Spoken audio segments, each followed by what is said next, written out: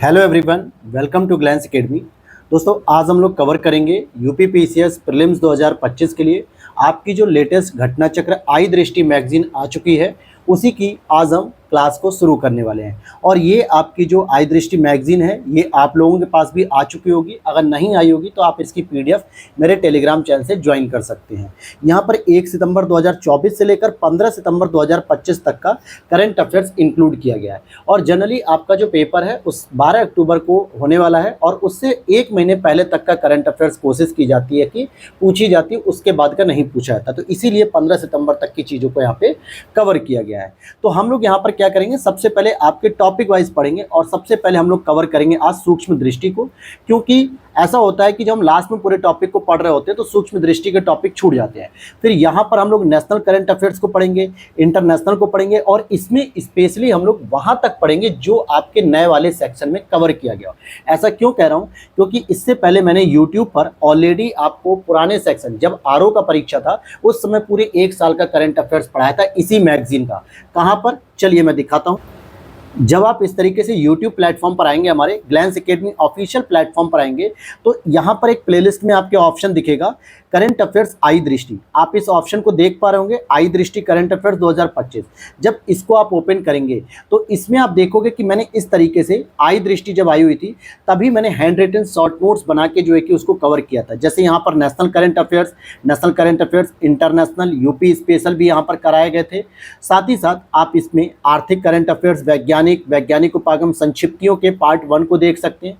फिर यहाँ पे मिसलेनियस का जो यहाँ पे जो बचे हुए लेक्चर्स थे जिसको मैंने यहाँ कवर किया, मिसलेनियस 2nd, 3rd, 4th, इस तरीके से लगभग मैंने पूरा जून तक का करंट अफेयर्स कंप्लीट करा दिया था। तो अभी हमारा जो फोकस रहेगा मेरे भाई, कि जून में रहेगा, जुलाई में रहेगा, अगस्त में रहेगा, और सितंबर के जो भी 10-12 दिन के, ये 4 मंथ के करंट अफेयर्स हमारा फोकस रहेगा national, international, economy, science, miscellaneous, इस तरीके के टॉपिक को कवर करें। क्योंकि बाकी सारे टॉपिक ये वही टॉपिक हैं जो आरओ की परीक्षा से पहले थे। इतना डिटेल इन्फॉर्मेशन इसलिए दिया मैंने ताकि बहुत सारे बच्चे बिना वीडियो देखे, बिना कोई जानकारी लिए डायरेक्टली जो है कि कॉमेंट करते हैं, व्हाट्सएप टीम से बात करते हैं कि भाई हमें पीडीएफ दे दीजिए, जबकि वो सारी चीज़ें नहीं समझते हैं।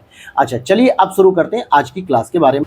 तो सबसे पहले हम लोग सूक्ष्म को यहाँ पर देखेंगे नेशनल करंट अफेयर्स के अंतर्गत। थोड़ा सा जूम कर लेते हैं। देखिए, पहला पॉइंट क्या है कि 13 सितंबर 2025 को प्रधानमंत्री नरेंद्र मोदी जी के द्वारा 9,000 करोड़ रुपए से अधिक के विकास कार्यों का उद्घाटन अभी हाल ही में कहाँ पे किया गया। तो ऐसे तो कई जगह वो करते रहते हैं, तो ये कोई जरूरी तो है नहीं कि एग्जाम में पूछ लेगा, लेकिन लेटेस्ट है तो आपको याद रखना, आइजोल मिजोरम में। अब ऐसे प्रश्न इसलिए पढ़ने होते हैं क्योंकि जैसे आरओ की परीक्षा में आपने देखा था कि 1 लाइनर जो क्वेश्चन आए हुए थे करंट के, वो ज्यादातर इसी सूक्ष्म दृष्टि से कवर हो जाते हैं। नेक्स्ट अगर देखोगे कि यहाँ 8,700 करोड़ रुपए से अधिक लागत वाली किस नई रेल लाइन का उद्घाटन इन्होंने किया है, तो बैराबी सेरांग रेल लाइन। कहाँ पर, मिजोरम आइजोल में। आगे बात करते हैं, इस ऐतिहासिक अवसर पर जब आइजोल पहली बार भारतीय रेलवे नेटवर्क से जुड़ा है तो कितनी नई एक्सप्रेस ट्रेनों को हरी झंडी दिखाकर रवाना किया गया। तो यहाँ पर अगर आप देखोगे तो 3 नई झंडी, क्योंकि मिजोरम में अभी तक रेलवे कनेक्टिविटी थी ही नहीं, अब जाके जो है कि 3 नई जो है कि एक्सप्रेस ट्रेन को शुरू किया गया। अब चलते हैं नेक्स्ट हमारे टॉपिक पे कि NIRF, यानी कि जिसको हम लोग एक रैंकिंग बोलते हैं, NIRF जो शिक्षा मंत्रालय के द्वारा जारी होती है, नेशनल इंस्टीट्यूट रैंकिंग फ्रेमवर्क, इसकी जो 2025 की जो लिस्ट आई है, इसमें ओवरऑल लिस्ट में अगर आप देखोगे कौन सा संस्थान शीर्ष पर रहा है, तो IIT मद्रास रहा है। कौन, IIT मद्रास। और ये 4 सितंबर 2025 को रैंकिंग जारी की गई थी। अब जैसे इसमें कई कैटेगरी होती है, जैसे स्टेट कैटेगरी हो गई, ओपन यूनिवर्सिटी की कैटेगरी हो गई, स्किल यूनिवर्सिटी हो गई, मैनेजमेंट हो गया, कॉलेज कैटेगरी हो गई, लेकिन यहाँ पे अभी जो रैंकिंग दी गई या ओवरऑल दी गई, जब हम इसको अंदर टॉपिक में डिस्कस करेंगे डिटेल से, तो वहाँ पे इसके सीक्वेंस वाइज हम अलग अलग देख लेंगे। देखा जाए तो IIT मद्रास को यह उपलब्धि लगातार 7वें वर्ष प्राप्त हुई है। तो IIT मद्रास। आगे देखते हैं, आदिवासी भाषाओं को डिजिटल रूप से संरक्षित करने के लिए भारत का पहला AI आधारित अनुवादक कौन सा बना है, तो आदिवाणी बना है। भैया आदि मतलब आदिवासी जो प्राचीन सभ्यता से जो है कि चले आ रहे हैं, उनकी भाषा को AI पे बेस्ड जो है कि डिजिटल रूप में संरक्षित किया जा रहा है। और ये 3 सितंबर 2025 का प्रोग्राम था। नीति आयोग ने हाल ही में कौन सी पहल शुरू की है 3 सितंबर को, ADP ABP brain health initiative, यानी कि जो लोग ब्रेन हेल्थ की जो प्रॉब्लम झेल रहे हैं उसके डायग्नोस करने से रिलेटेड ये पूरी जो पहल है इसको शुरू की गई।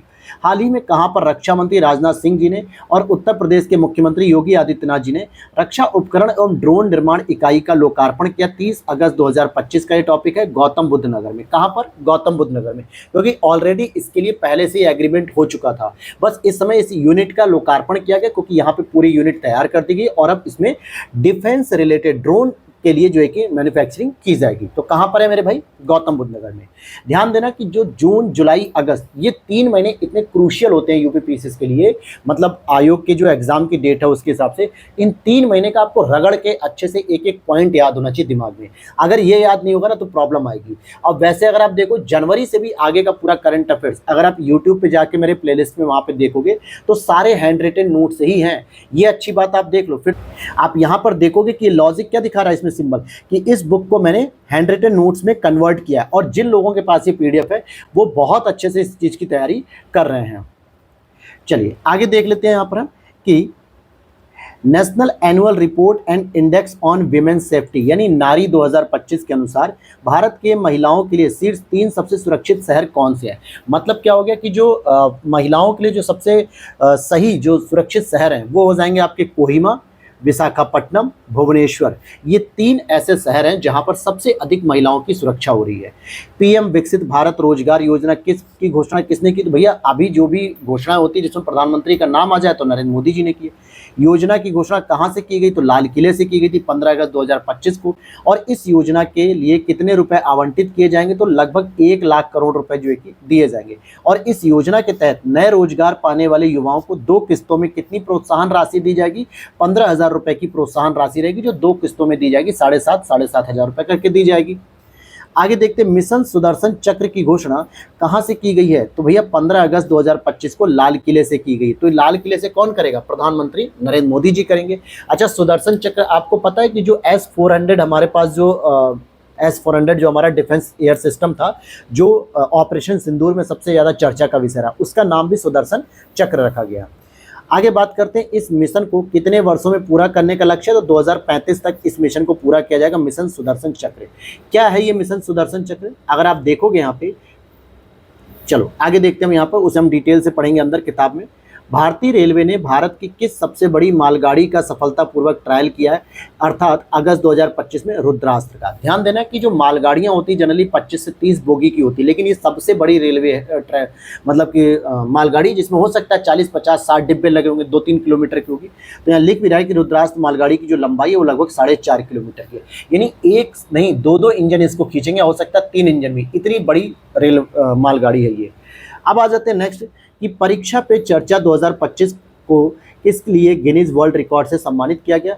तो नागरिक सहभागिता मंच पर 1 माह में सर्वाधिक पंजीकरण किए गए। जो नागरिक सहभागिता मंच है हमारे भारत का, वहां पर 1 माह में सबसे अधिक जो है कि रजिस्ट्रेशन किए गए। आगे बात करते हैं परीक्षा पे चर्चा 2025 में 8वें संस्करण पर कितने वैध पंजीकरण हुए? 3.53 करोड़। नेक्स्ट आप बात करेंगे भारत इलेक्ट्रिक मोबिलिटी इंडेक्स किसके द्वारा लॉन्च किया गया मेरे भाई? तो 4 अगस्त 2025 को नीति आयोग के द्वारा लॉन्च किया गया। चौथी आदि कर्मयोगी क्षेत्रीय प्रक्रिया प्रयोगशाला RPL, इसका उद्घाटन कहां पर हुआ 1 अगस्त 2025 को? तो भुवनेश्वर में किया गया। चौथी आदि कर्मयोगी क्षेत्रीय प्रक्रिया पहली, दूसरी, तीसरी कहां पर है? तो पहली बंगलुरु में थी, दूसरी भोपाल में, तीसरी देहरादून में और चौथी भुवनेश्वर उड़ीसा में लॉन्च की गई। नेक्स्ट अगर हम बात करते हैं, बहुत अच्छा इंपॉर्टेंट प्रश्न बन सकता है एंशिएंट हिस्ट्री के हड़प्पा पीरियड से लेकर, यह किस जिले में एक नया हड़प्पे स्थल की खोज की गई? तो जैसलमेर की खोज की गई जो कि राजस्थान से संबंधित है, क्योंकि यहाँ पे कुछ ऐसे साक्ष्य देखने को मिले जो हड़प्पाई पीरियड से संबंधित है। और यहाँ पर अगर आप देखोगे यह हड़प्पा स्थल कहाँ स्थित है?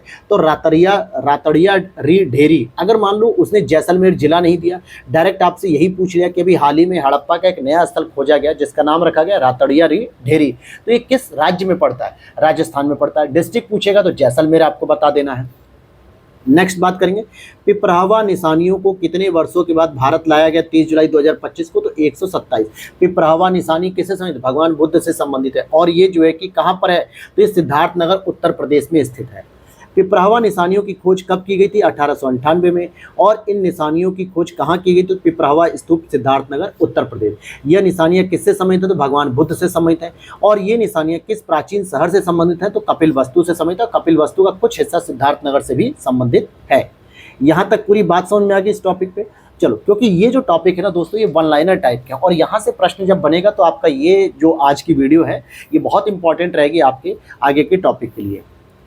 बात करते हैं कि भारत का पहला हिंदी माध्यम में एमबीबीएस कॉलेज कहाँ स्थापित करने की घोषणा की गई जुलाई 2025 में, जबलपुर एमपी में। क्योंकि अभी तक जितने भी मेडिकल की पढ़ाई होती थी एमबीबीएस की, वो इंग्लिश मीडियम से होती थी, लेकिन अब पहली बार है कि भारत में मध्य प्रदेश सरकार के द्वारा क्या किया जा रहा है, जबलपुर में एक एमबीबीएस के लिए हिंदी मीडियम से जो है कि कॉलेज को संचालित किया जाएगा। आगे देखते हैं, यहाँ पर देखेंगे कि केंद्रीय शिक्षा मंत्री धर्मेंद्र प्रधान जी ने कहां पर अखिल भारतीय शिक्षा समागम 2025 का उद्घाटन किया, तो भारत मंडपम नई दिल्ली में। और कब किया, ये 29 जुलाई 2025 को। तो ये अखिल भारतीय शिक्षा का समागम किया गया। यहाँ पर यह आयोजन किसकी 5वीं वर्षगांठ के उपलक्ष्य में किया गया, तो न्यू एजुकेशन पॉलिसी जो आपकी 2020 में आई थी उसके पूरे 2025 हो चुके हैं, मतलब 5 साल कंप्लीट हुए 29 जुलाई 2025 को। तो इसी आधार पे अखिल भारतीय शिक्षा समागम धर्मेंद्र प्रधान जी ने किया। प्रधानमंत्री नरेंद्र मोदी जी ने किस स्थान पे आदि तिरुवथरई महोत्सव को संबोधित किया, तो गंगई कोंडा चोलपुरम तमिलनाडु में है। ठीक है। प्रधानमंत्री जी ने किस चोल सम्राट के सम्मान में स्मारक सिक्का चालू किया, तो राजेंद्र चोल प्रथम के। और बनारस लोकोमोटिव वर्क्स, जिसको BLW भी कह सकते हो या फिर DLW भी पहले कहते थे, ने हाल ही में किस श्रेणी का 25वां इलेक्ट्रॉनिक इंजन तैयार किया, तो WAP7। बात करते हैं, अगर हम इसकी बात करें कि वेब 7 कितने हार्स पावर का है, तो 6000 हार्स पावर का है। उपराष्ट्रपति जगदीप धनखड़ जी ने अपने पद से इस्तीफा कब दिया, तो 21 जुलाई 2025 को इन्होंने, उपराष्ट्रपति जी ने, जगदीप धनखड़ जी ने क्या किया, अपना इस्तीफा दे दिया। अब यहाँ से प्रश्न हो सकता है, ये चर्चा में न रहे, बल्कि ये पूछा जा सकता है कि उपराष्ट्रपति जी जो जगदीप धनखड़ जी वो किस क्रम में थे, पद के आधार पर या व्यक्ति के आधार पर किस क्रम पे थे, 14, 15, 16 जो भी है, ये आप लोग कॉमेंट करिएगा। और जो अभी नए उपराष्ट्रपति जी चुन के आए हैं उनके बारे में भी प्रश्न में डिस्कस करूँगा नेशनल करंट अफेयर्स में डिटेल से। तो वहां पर क्या होगा, एग्जामिनर उपराष्ट्रपति से संबंधित कोई बेसिक प्रश्न पूछ लेगा कि उसकी नियुक्ति प्रक्रिया किस आर्टिकल में है, या फिर जो है कि उनके री इलेक्शन की बात किसमें प्रोसीजर की गई, उनकी विवेकाधीन शक्तियां क्या हैं, इसके संबंध में आप टॉपिक को अच्छे से तैयार करके जाना। भारतीय रचनात्मक प्रौद्योगिकी संस्थान IICT का पहला परिसर कहाँ स्थापित किया जा रहा है जुलाई 2025 में, मुंबई में जो है कि, और ये मैंने आपको पढ़ाया था वेब्स वाले टॉपिक में, याद होगा, WAVES 2025 मैंने ये आपको पढ़ाया था बिल्कुल, जहाँ पर हमारी थीम थी कि creative connect countries and creative creators, मतलब जो एक्टर होते हैं, जो क्रिएटर होते हैं, उनको आपस में जोड़ेंगे तो देशों को भी आपस में जोड़ेंगे। इसमें जो ऑरेंज इकोनॉमी का टॉपिक मैंने डिस्कस किया था नेशनल करंट अफेयर्स में, याद होगा, तो पूरा डिटेल से वहाँ पे पढ़ाया था कि IICT, तो ये एक देखो इम्पैक्ट पड़ेगा, जो आपने टॉपिक पढ़े होंगे तो वहाँ से रिविजन अच्छे से हो जाएगा। फिर आगे देखते हैं, यहाँ पे प्रधानमंत्री नरेंद्र मोदी जी ने 5400 करोड़ रुपए से अधिक की कई विकास परियोजनाओं का उद्घाटन और शिलान्यास कहाँ पर किया, तो दुर्गापुर पश्चिम बंगाल में किया। पीएम मोदी ने भारत पेट्रोलियम कॉर्पोरेशन लिमिटेड की सिटी गैस डिस्ट्रीब्यूशन परियोजना की आधारशिला कहाँ पर रखी, बांकुरा और पुरुलिया जिले में रखी। स्वच्छ सर्वेक्षण 2024-25 पुरस्कार किसने प्रदान किया, तो राष्ट्रपति द्रौपदी मुर्मू जी ने 17 जुलाई 2025 को प्रदान किया। अभी इस पे हम डिटेल से 2025 का जो लेटेस्ट रिकॉर्ड आया है उस पर हम पूरा डिस्कस करेंगे नेशनल करंट अफेयर्स में। स्वच्छ सर्वेक्षण 2024-25 में सुपर स्वच्छ लीग श्रेणी में 10 लाख से अधिक आबादी वाले शहरों की श्रेणी में कौन से शहर पहले और दूसरे स्थान पे है, तो इंदौर पहले नंबर पे और सूरत दूसरे नंबर पे। और ये हर साल होता रहा लगभग 7-8 सालों से कि इंदौर सबसे नंबर 1 शहर माना जाता है स्वच्छता में। फिर जो सेकंड श्रेणी आती है जिसमें 3 से 10 लाख की श्रेणी आबादी होती है, उसमें आपका जो सबसे 1 रैंक पाता है वो आपका नोएडा उत्तर प्रदेश का है। फिर अगर आप देखोगे कि स्वच्छ सर्वेक्षण 2024-25 में सर्वश्रेष्ठ गंगा शहर का खिताब किसे मिला इस बार, तो प्रयागराज को मिला, जबकि इससे पहले वाराणसी के पास था। आगे बात करेंगे, यूनेस्को की विश्व धरोहर सूची में किस भारतीय संपत्ति को शामिल किया गया जुलाई 2025 में, तो ये हो जाएगा आपका मराठा सैन्य परिदृश्य।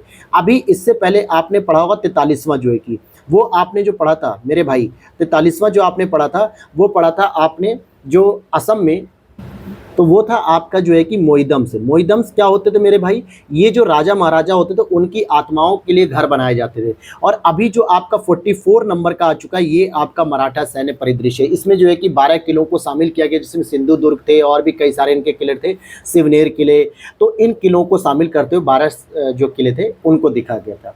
तो कितने शामिल किए गए, 12। आगे बात करते हैं, ये जो किले हैं वो किन जिले या राज्यों में स्थित है, तो मुख्य रूप से महाराष्ट्र और तमिलनाडु में, ज़्यादातर महाराष्ट्र में है। नेक्स्ट है प्रधानमंत्री धन धान्य कृषि योजना को कितने जिलों में लागू करने की मंजूरी दी गई 16 जुलाई 2025 को? तो 100 जिलों में। देखो ये योजना जो है मेरे भाई, ये 2025-26 के बजट में, क्योंकि अभी यूपीपीसीएस मेंस का जो पेपर मैं दे रहा था तो वहाँ पर मैं बजट में इस टॉपिक को मैंने तैयार किया था, तो मुझे याद आ गया अभी बताने के लिए। तो ये 2025-26 की योजना और 100 जिलों में शुरू में लागू की गई है। एक जिला एक उत्पाद, वन डिस्ट्रिक्ट वन प्रोडक्ट 2024 पुरस्कार समारोह का आयोजन कहां पर किया गया? नई दिल्ली में। देखा जाए वन डिस्ट्रिक्ट वन प्रोडक्ट की जो शुरुआत थी वो हमारे यहाँ योगी जी के द्वारा 2018 में जो है कि शुरू किया गया था। विदेश स्थित भारतीय मिशनों की श्रेणी में स्वर्ण पुरस्कार किस मिशन को प्रदान किया गया? तो भारतीय उच्च आयोग सिंगापुर को दिया गया। श्रेणी ए के तहत किन राज्यों ने स्वर्ण पुरस्कार हासिल किया? तो आंध्र प्रदेश, महाराष्ट्र, पंजाब, उत्तर प्रदेश ने हासिल किया है। आगे बात करते हैं श्रेणी बी में गोल्ड पुरस्कार जो मिला है वो मिला है आपके जम्मू कश्मीर को। किन जिलों ने श्रेणी ए के कृषि हेतु स्वर्ण पुरस्कार हासिल किया? तो गुंटूर आंध्र प्रदेश में मिर्च की खेती के लिए, रत्नागिरी महाराष्ट्र का अल्फांसो आम की खेती के लिए इसने प्राप्त किया है। अब आगे बात करते हैं यूपी स्पेशल का एक प्रश्न है कि 75वें प्रधानमंत्री दिव्यांशा केंद्र का उद्घाटन कहां पर किया गया? अब यहां पर 15 जुलाई 2025 को राजकीय मेडिकल कॉलेज बदायूं उत्तर प्रदेश में। राष्ट्रपति द्रौपदी मुर्मू ने राज्यसभा के लिए किन 4 सदस्यों को नामित किया? देखो जुलाई 2025 में 4 नए सदस्य शामिल हुए, तो हो सकता है ये प्रश्न पूछा जा सकता है कि भाई राज्यपाल में मतलब राज्यसभा में जो सदस्य नॉमिनेट किए थे उसमें एक तो अधिवक्ता है उज्ज्वल निकम, मीनाक्षी जैन इतिहासकार हैं, हर्षवर्धन श्रृंगला पूर्व विदेश सचिव हैं और सी सदानंद मास्टर जो कि सामाजिक कार्यकर्ता हैं। तो ये 4 नए सदस्यों को अपॉइंट किया गया है। कोल इंडिया लिमिटेड की पहली पूर्ण रूप से महिला संचालित डिस्पेंसरी कहां पर शुरू हुई है? तो बिलासपुर छत्तीसगढ़ में शुरू हो गई है। आगे बात करते हैं इसी तरीके से। वीडियो अच्छी लगेगी दोस्तों तो लाइक कर देना और टेलीग्राम मेरा चैनल ज्वाइन कर लो। वीडियो के नीचे बायो में चैनल का लिंक भी दिया गया ग्लैंस एकेडमी ऑफिशियल, जिस पे लगभग 15,500 से सब्सक्राइबर अधिक हैं। वहीं पर इसकी मैं पीडीएफ पोस्ट कर दूंगा तो आप वहां से डाउनलोड कर सकते हो। चलो देख लेते हैं कि भारत की 16वीं जनगणना कब आयोजित करने की घोषणा की गई? तो वर्ष 2027 में की गई है। और भारत की जो 16वीं जनगणना है वो कितने चरणों में होगी? 2 चरणों में होगी। और ध्यान देना कि जो पहले चरण में होगी वो 2026 में 4 राज्यों में होगी, जम्मू कश्मीर, लद्दाख, हिमाचल प्रदेश, उत्तराखंड। और उसके बाद बाकी पूरे भारत में मार्च 2027 में कंप्लीट हो जाएगी, मार्च 2027 में। और उसी के साथ जाति जनगणना भी की जाएगी, उसके लिए कोई अलग से नोटिफिकेशन नहीं है। उसी जनगणना में हम जातियों के भी आंकड़े इस बार प्रदर्शित करेंगे, ये घोषणा की गई अधिसूचना। आगे बात करेंगे तलाश पहल किसके लिए शुरू की गई है? तो एकलव्य मॉडल आवासीय विद्यालयों के आदिवासी क्षेत्रों के लिए इस पहल को शुरू किया गया। तलाश का पूरा फुल फॉर्म क्या है? Tribal aptitude life skill and self esteem hub. तो ट्राइबल जो जनजातियां उनके एप्टीट्यूड को, लाइफ स्किल को और सेल्फ स्टीम यानी आत्म प्रतिष्ठा के लिए एक तरीके से इसको शुरू किया गया। नेक्स्ट है किसकी 125वीं जयंती मनाए जाने के प्रारंभिक कार्यक्रमों के क्रम में स्मारक डाक टिकट जारी किए गए? तो श्यामा प्रसाद मुखर्जी जी। इस डाक टिकट को डिजाइन किसने किया? तो नेनू गुप्ता ने किया। बिहार सरकार ने किस आयोग के पहली बार गठन को मंजूरी दी? बिहार सरकार ने किस आयोग के पहली बार? तो बिहार युवा आयोग। जैसे अभी तक महिला आयोग है या पुरुष आयोग है या बाल आयोग है, उसी तरीके से ये जो आयोग है वो बिहार युवा आयोग है। बिहार सरकार ने सरकारी नौकरियों में राज्य की मूल निवासी महिलाओं को कितने प्रतिशत क्षैतिज आरक्षण देने की नीति बनाई है? तो 35%। कहने का मतलब हो गया कि बिहार की अगर आप डोमिसाइल यूज़ करते हैं, मतलब बिहार का सर्टिफिकेट देते हैं कि हम बिहार के प्रॉपर निवासी हैं, तो वहाँ की महिलाओं को फिर चाहे वो किसी भी कैटेगरी में, चाहे वो जनरल कैटेगरी में हो, ओबीसी कैटेगरी हो या SC ST कैटेगरी हो, माइनॉरिटीज़ हो, दिव्यांग हो, किसी भी कैटेगरीज में होंगी तो उन्हें 35 रिजर्वेशन मिलेगा %। मतलब 100 सीटों में तो बिहार की महिलाओं के लिए 35 सीटें रिजर्व कर दी गई हैं। अत्याधुनिक फेनोम इंडिया राष्ट्रीय बायो बैंक का उद्घाटन कहां पर किया जा रहा है? तो ये हो जाएगा आपका CSIR IGIB दिल्ली में। केंद्रीय मंत्रिमंडल द्वारा खेलो भारत नीति 2025 को कब मंजूरी दी गई? तो 1 जुलाई 2025 को। अब ये खेलो भारत नीति जो है कि लॉन्च की गई, इसमें बहुत सारे क्लॉज हम लोग डिटेल में पढ़ेंगे नेशनल करंट अफेयर्स में। खेलो भारत नीति 2025 किस नीति का स्थान लेगी? तो राष्ट्रीय खेल नीति 2001, यानी लगभग 25 साल पुरानी पॉलिसी को चेंज करेंगे हम। नेक्स्ट है आपका उत्तर प्रदेश कैबिनेट ने किन 2 एक्सप्रेसवे को जोड़ने के लिए नए लिंक एक्सप्रेस हेतु ग्रीन फील्ड लिंक एक्सप्रेसवे के निर्माण को मंजूरी दी है? तो आगरा लखनऊ एक्सप्रेसवे और पूर्वांचल एक्सप्रेसवे, इन दोनों को अब ग्रीन फील्ड लिंक एक्सप्रेसवे से कनेक्ट किया जाएगा। आगे है किस राज्य सरकार ने आकांक्षात्मक विकास खंड योजना के तहत 2024-25 की वार्षिक डेल्टा रैंकिंग जारी की है? तो ये उत्तर प्रदेश हो जाए, यानी कि ब्लॉक के स्तर पे जो एस्पिरेशनल डिस्ट्रिक्ट हम लोग पढ़ते थे योजना, एस्पिरेशनल ब्लॉक के स्तर पे हम डेल्टा रैंकिंग को जारी कर रहे हैं यूपी में। 2024-25 की डेल्टा रैंकिंग में कौन सा विकास खंड शीर्ष पर रहा? तो सबसे ऊपर है जालौन जनपद का जालौन विकास खंड, फिर रामपुरा जालौन का एक आता है, देवकली गाजीपुर का आएगा, विष्णुपुरा कुशीनगर और मड़िहान पटेहरा मिर्जापुर का। मड़िहान पटेहरा जो है मिर्जापुर का आता है। अब आते हैं क्यूएस वर्ल्ड यूनिवर्सिटी रैंकिंग 2026 में कितने भारतीय संस्थानों को स्थान मिला? तो 19 जून को जो नई रैंक जारी की गई उसमें 54 संस्थानों को स्थान मिला है। इस रैंकिंग में भारत का जो शीर्ष स्थान माना गया वो आईआईटी दिल्ली था, जो पूरे वर्ल्ड के स्तर पे 123वें नंबर पे था, लेकिन भारत में उसको पहला स्थान का माना जाएगा, तो आईआईटी दिल्ली हो गया। अच्छा, इससे पहले हमने अभी NIRF national institute ranking framework जो एजुकेशन मिनिस्ट्री यानी शिक्षा मंत्रालय के द्वारा जारी किया थी, वहाँ पे आईआईटी मद्रास को पढ़ा था कि जो पूरे भारत में पहले नंबर पे लगातार 7 वर्षों से। दोनों में थोड़ा सा डिफरेंस आप क्लियर रखिएगा अपने माइंड में। एरिक्सन ने अपनी पहली भारत निर्मित एंटीना प्लांट शुरू किया कहाँ पे? VVDN global innovation park Manesar Haryana में। देश का सबसे बड़ा ऑटोमोबाइल गति शक्ति मल्टी मॉडल टर्मिनल कहाँ उद्घाटित किया गया? ये भी मैंने नेशनल करंट अफेयर्स का तीसरा टॉपिक है, के साथ दूसरा मैंने पढ़ा था। Maruti Suzuki India limited Manesar Haryana में। ये मैं उसकी बात कर रहा हूँ जो पुरानी वाली आपकी थी ना, घटना चक्र आई थी जब आपके 27 जुलाई के पेपर के लिए आरओ की परीक्षा के लिए। तो आप क्या, आप जो कि लेटेस्ट वाला जो है कि कोई ज़्यादा दूर तो है नहीं, तो आपको वही वाली चीज़ें पढ़नी है जो मैंने यूट्यूब पर दिखाई है अभी। भारत में पहली बार मोबाइल आधारित ई वोटिंग किस राज्य में शुरू की गई? तो बिहार में। जो बिहार में ग्राम स्तर के जो पंचायती स्तर के जो चुनाव हो रहे थे उसमें ई वोटिंग की प्रक्रिया शुरू की गई मोबाइल से पहली बार। आगे देखते हैं, स्थानीय निर्वाचन के इतिहास में ई वोटिंग से बिहार में मतदान किया गया और देश में पहला ई वोटर मतदाता होने का गौरव किसे प्राप्त हुआ? तो भीमा कुमारी, बीबा कह सकते हो, नगर पालिका पकड़ी दयाल, जिला पूर्वी चंपारण। ठीक है, तो स्थानीय निर्वाचन हो रहा था। भारत ने किस शहर को UNESCO creative cities network gastronomy श्रेणी के लिए नामित किया? तो लखनऊ को नामित किया। जून 2025 की घटना है। हिमाचल प्रदेश में पहली बार हींग की खेती की शुरुआत कहाँ पर की गई? तो लाहौल स्पीति में की गई है। यह किस संस्थान के द्वारा किया गया? तो हिमालय जैव संपदा प्रौद्योगिकी संस्थान पालमपुर के द्वारा। नागरिक पंजीकरण प्रणाली 2022 पर आधारित भारत के महत्वपूर्ण आंकड़े रिपोर्ट के अनुसार किस राज्य में जन्म के समय सबसे कम लिंगानुपात दर्ज किया था? तो बिहार में 891 ही होता है केवल यहाँ पर। यानी जब बच्चे पैदा होते हैं तो 1000 में से 891 महिलाएं मतलब बच्चियां जो है कि जीवित रहती हैं, बाकी मर जाती हैं। तो कहने का मतलब कि सबसे कम लिंगानुपात जो है कि दर्ज किया था यहाँ पे। किन राज्यों में सबसे अधिक लिंगानुपात दर्ज किया गया? तो नागालैंड में 1068, अरुणाचल प्रदेश में 1036, लद्दाख में 1027, मेघालय में 972, केरल में 971। देखा जाए जो आपके नॉर्थ ईस्ट वाले पहाड़ी राज्य वहाँ पर सबसे अच्छा बेहतर परफॉर्मेंस देखने को मिला है। और ये जो आंकड़े हैं ये नागरिक पंजीकरण प्रणाली 2022 के हैं। आप जनगणना 2011 के आंकड़े की बात मत करना, इसकी बात कर रहा हूँ मैं। लोकपाल का नया आदर्श वाक्य यानी मोटो क्या नया लॉन्च किया गया 11 जून 2025 को? नागरिक सशक्तिकरण भ्रष्टाचार उजागरीकरण। तो ये आपका नया मोटो रहेगा लोकपाल का।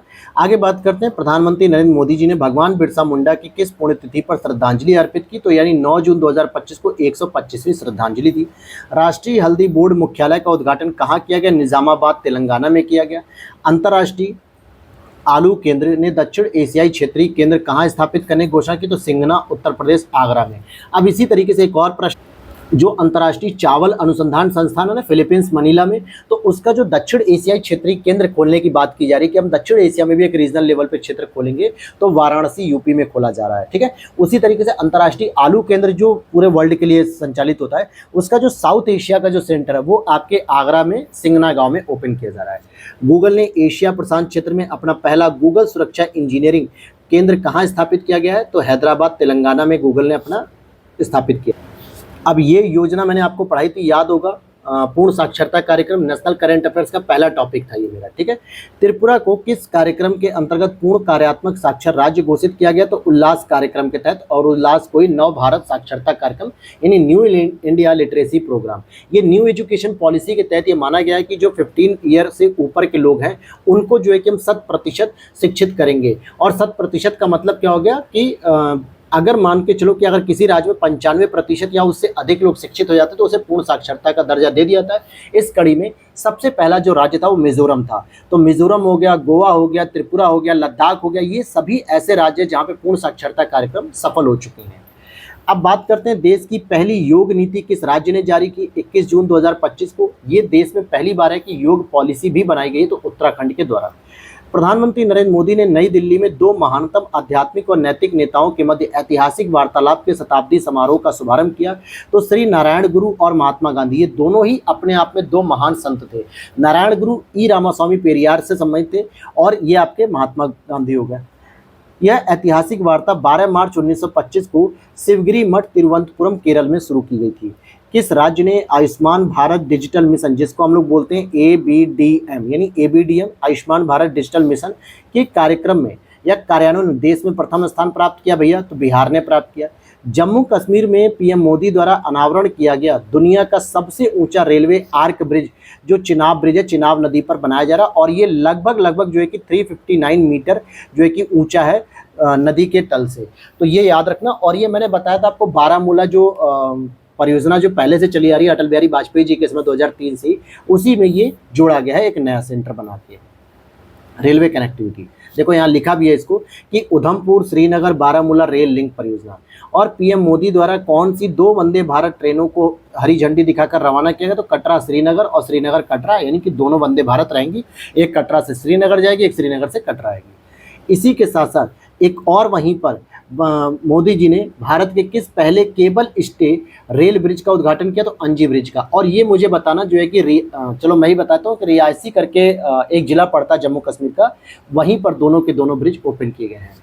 हाल ही में भारत के किन दो वेटलैंड्स को अभी रामसर साइट में शामिल किया गया? और यही लेटेस्ट है 4 जून 2025। इसी के साथ आप देखोगे भारत की जो लिस्ट है वो 91 हो जाती है रामसर साइट की। एक तो आती खींचन फलोदी राजस्थान में, एक आती मेनार आर्द्र भूमि कॉम्प्लेक्स उदयपुर में। तो ये दोनों ही राजस्थान में है। तो ये टोटल कितनी होगी 4 जून 2025 के आंकड़े के अनुसार? 91। अगर मैं अप्रैल 2025 के अनुसार की बात करूँ, अप्रैल 2025 में, तो हमारे पास थी केवल 89। आगे देखते हैं। प्रधानमंत्री नरेंद्र मोदी के आमंत्रण पर किस देश के राष्ट्रपति सेंटियागो पेना पलासियोसिस ने भारत की यात्रा की? तो पराग्वे की है। भारत को किस संगठन के लिए 2026 से 28 के कार्यकाल के लिए चुना गया है? तो इकोसोक के लिए, अर्थात संयुक्त राष्ट्र आर्थिक और सामाजिक परिषद के लिए। IICA का पहला क्षेत्रीय परिसर कहाँ स्थापित किया जा रहा है? न्यू शिलांग टाउनशिप, मेघालय में। भारत की अपनी तरह की पहली चेरी कार्गो ट्रेन किन दो स्थानों के बीच में शुरू होगी? तो कटरा जम्मू कश्मीर से बांद्रा मुंबई के बीच में जो है कि चेरी कार्गो ट्रेन शुरू की गई है। किस भारतीय कंपनी ने 20 जनवरी 2025 को मैड मिलियन डे को नया गिनीज वर्ल्ड रिकॉर्ड बनाया? तो LIC यानी कि life insurance corporation, Bharatiya Jeevan बीमा निगम। LIC ने कौन सा रिकॉर्ड हासिल किया? तो एक ही दिन में जारी की गई जीवन बीमा पॉलिसियों की सर्वाधिक संख्या 5,88,107 पॉलिसियां जो है कि उसने सेल की थी या इतने लोगों को कस्टमर बनाया था। भारत की अपनी तरह की पहली स्वदेशी रूप से विकसित सरकारी वित्त पोषित AI आधारित multi modal large language model का क्या नाम है? तो भारत जेन। ये मैंने आपको बताया था, भारत जेन है। प्रधानमंत्री देवी अहिल्याबाई महिला सशक्तिकरण महासम्मेलन कहाँ पे संबोधित किया गया मेरे भाई? तो भोपाल में किया गया। कौन सी जयंती थी? 300वीं जयंती थी। और इसी दौरान जो है कि डॉक्टर जयमती कश्यप को एक पुरस्कार भी दिया गया था, महारानी अहिल्याबाई के नाम से जो पुरस्कार था जनजातियों के संरक्षण के लिए। इस तरीके का पुरस्कार नरेंद्र मोदी जी के द्वारा दिया गया था डॉक्टर जयमती कश्यप को। नेक्स्ट है, प्रधानमंत्री नरेंद्र मोदी जी ने किस विद्युत परियोजना की पहली इकाई 600 मेगावाट राष्ट्र को समर्पित की? तो घाटमपुर ताप विद्युत परियोजना। और घाटमपुर ताप विद्युत परियोजना कानपुर नगर उत्तर प्रदेश में ओपन की जा रही है। वैसे कानपुर नगर और कानपुर देहात दो अलग अलग जिले होते हैं हमारे यूपी में, ध्यान देना। तो ये कानपुर नगर में है। आगे देखते हैं, rising north east investor summit 2025 का उद्घाटन किसने किया? तो 23 से 24 मई के दौरान प्रधानमंत्री नरेंद्र मोदी ने। यह समिट कहां पे आयोजित हुई? भारत मंडपम नई दिल्ली में। केंद्रीय औद्योगिक सुरक्षा बल CISF से माउंट एवरेस्ट पर पहुंचने वाला पहला व्यक्ति कौन बनी? तो गीता समोता, क्योंकि यह एक CISF की जो है कि ऑफिसर थी और इस आधार पे जो है कि रैंक को पूछा जा रहा है। अदरवाइज तो माउंट एवरेस्ट पे तो बहुत लोग चढ़ चुके हैं, बछेंद्री पाल जी भी जो है कि जा चुकी हैं, लेकिन यहाँ पर इस सेंस में पूछा रहा है कि CISF के अंतर्गत रहते हुए। चुनाव आयोग ने एक मतदान केंद्र पर अधिकतम मतदाताओं की संख्या 1500 से घटाकर कितनी कर दी है? 1200। यानी एक पोलिंग बूथ पे अब कितनी संख्या रहेंगी? तो एक पोलिंग बूथ पे 1200 हो जाएंगी। नीति आयोग की शासी परिषद की जो 10वीं बैठक की अध्यक्षता कौन कर रहा था? नरेंद्र मोदी जी, प्रधानमंत्री। क्योंकि भैया नीति आयोग का अध्यक्ष कौन होता है? प्राइम मिनिस्टर होता है, और जो उपाध्यक्ष होता है वो उनके द्वारा चुना जाता है। तो एक तरीके से सुमन बेरी है वर्तमान में। तो इनकी जो 10वीं बैठक थी, क्योंकि नीति आयोग 2015 में शुरू किया गया, 1 जनवरी 2015 में, तो 2025 में 10वीं बैठक थी। तो हालांकि 24 मई 2025 को इनकी बैठक थी और नरेंद्र मोदी जी अध्यक्षता कर रहे थे। इसकी जो थीम थी इस बार की, वो थीम थी विकसित भारत @ 2047 के लिए विकसित राज्य। अर्थात हम विकसित भारत तभी बना सकते हैं जब हम विकसित राज्य बना सकेंगे। तो विकसित राज्यों को हमें सबसे पहले फोकस में लाना है। फिर एक और बात करेंगे, देखो इसी चीज को मैं बता रहा था आपको ऊपर कि पूर्ण साक्षरता या पूर्ण कार्यात्मक साक्षरता घोषित किए जाने वाला जो पहला राज्य वो मिजोरम है। और अभी हमने क्या पढ़ा था, त्रिपुरा को भी पढ़ा था। सार्वजनिक क्षेत्र के किन 3 उद्यमों को मिनी रत्न श्रेणी 1 का दर्जा मिला है, तो munitions India limited, armoured wheeled vehicles Nigam limited और इंडिया ऑप्टेल लिमिटेड। तो ये हो गया आपका। दिन के समय बिजली की पूरी मांग को सौर ऊर्जा से पूरा करने वाला भारत का पहला जिला कौन सा बन गया, दीप बन गया। पूरे दिन में जो है कि बिजली की जितनी भी डिमांड होगी उस पूरे डिमांड को सौर ऊर्जा से पूरा करेगा। हालांकि हम लोगों ने कुछ गांव भी पढ़े थे, याद होगा, तो वो भी हम लोग डिस्कस कर लेंगे। मार्च 2025 में जारी भारत में नदी डॉल्फिन जनगणना के अनुसार किस राज्य में सर्वाधिक नदी डॉल्फिन पाई जाती है, तो उत्तर प्रदेश में लगभग 2397। इसके बाद दूसरे नंबर पे बिहार में आती है 2220 और पश्चिम बंगाल आता है 815। ये 3 महत्वपूर्ण राज्य जहां पे डॉल्फिनों की संख्या सबसे अधिक देखी गई। राष्ट्रीय प्रौद्योगिकी दिवस पर भारत में सीमेंट क्षेत्र के लिए पहला टेस्टबेड क्लस्टर किसने लॉन्च किया, तो विज्ञान और प्रौद्योगिकी विभाग। भारत में स्वतंत्र परिसर स्थापित करने वाला पहला अमेरिकी विश्वविद्यालय कौन होगा, तो इलिनॉइस इंस्टीट्यूट ऑफ टेक्नोलॉजी। ठीक है, ये जो है कि पहला अमेरिकी विश्वविद्यालय होगा जो भारत में एक स्वतंत्र परिसर स्थापित करेगा, तो इलिनॉइस इंस्टीट्यूट ऑफ टेक्नोलॉजी, और यहाँ से डिग्री भी अब मिला करेंगी। इलिनॉइस टेक का मुख्य परिसर कहाँ पर है, शिकागो में है। और जो अब यहाँ पर कहाँ स्थापित होगा, तो ध्यान देना, सुरक्षा बलों ने छत्तीसगढ़ तेलंगाना सीमा पर कौन सा नक्सल विरोधी अभियान चलाया था, ऑपरेशन ब्लैक फॉरेस्ट चलाया था छत्तीसगढ़ ने तेलंगाना की सीमा पर। बिहार सरकार ने गया का नाम बदलकर क्या रखने का निर्णय किया, तो गया जी। अब गया का नाम गया जी कर दिया गया है। भारत का पहला हाइड्रोजन ईंधन सेल चालित ट्रक किसने लॉन्च किया, तो ट्रक की बात हो रही तो Adani Enterprises. Hydrogen fuel cell truck खनन कार्य हेतु किस क्षेत्र में लॉन्च किया गया, तो रायपुर छत्तीसगढ़ में।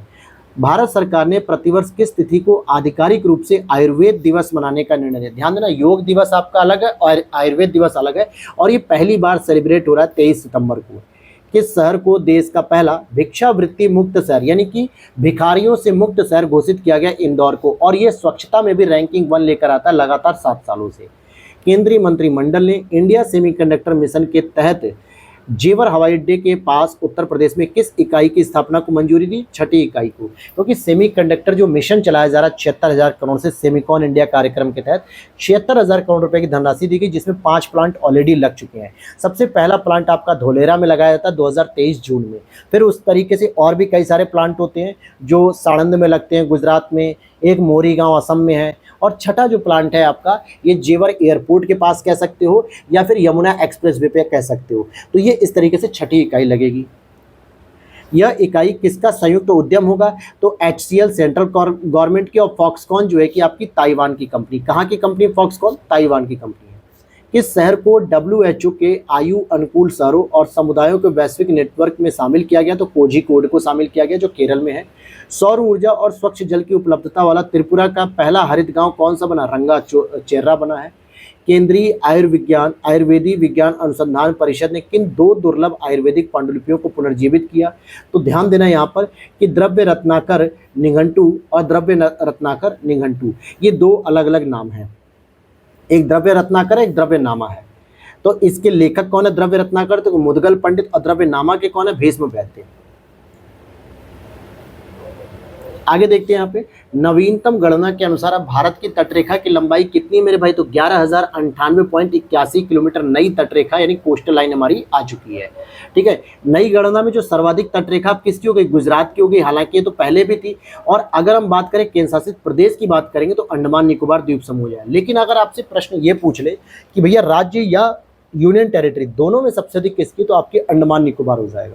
आगे देखते हैं यहाँ पर क्या कह रहा है, किस राज्य ने भारत का पहला ट्रांस मीडिया मनोरंजन शहर स्थापित करने की घोषणा की है, तो आंध्र प्रदेश ने की है।